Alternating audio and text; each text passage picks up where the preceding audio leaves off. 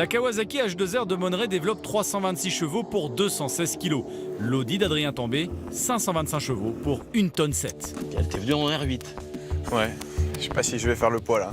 Ouais, parce que ça fait quand même 326 chevaux. Là, ça me fait un peu peur là, ouais.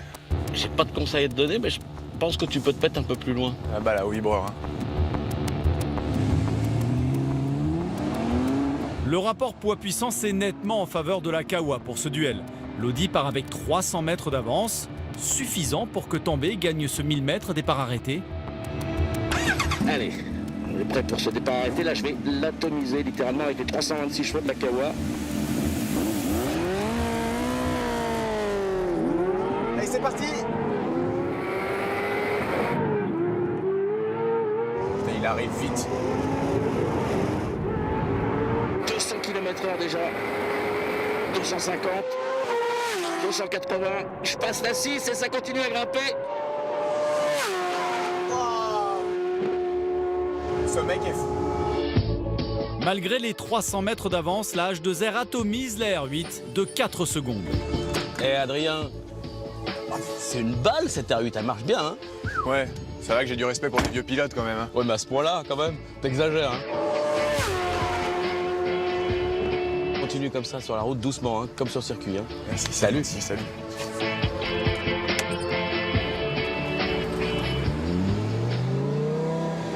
Il a fallu attendre 42 ans pour que Kawasaki ressorte une H2. Souvenez-vous de cette H2 des années 70. Elle développait seulement, on peut dire, 74 chevaux. C'était une 750, 3 cylindres, 2 temps. La nouvelle Kawasaki Ninja H2 pour la route, c'est pour bientôt. Il y aura une version donc, qui fera 200 chevaux, qui arrivera en janvier 2016 avec la nouvelle réglementation. Et c'est une machine qui vaudra 25 000 €.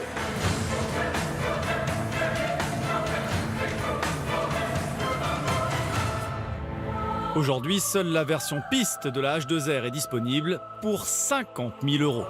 Maintenant, on a cette machine qui développe 326 chevaux grâce à ce petit compresseur qui tourne à 140 000 tours minute. Et puis elle va tellement vite en ligne droite, elle peut dépasser les 350 km/h, en tout cas on l'espère. Et du coup, Kawasaki a été obligé de mettre des ailerons, vous voyez ces ailerons, pour à haute vitesse appuyer, coller la machine au sol. Un monobras, et puis surtout, regardez ce pot d'échappement, hein, carrément échappement libre, une sonorité digne d'une MotoGP, écoutez.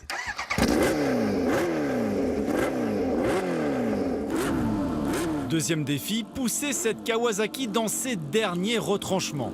Jusqu'où peut-elle aller ?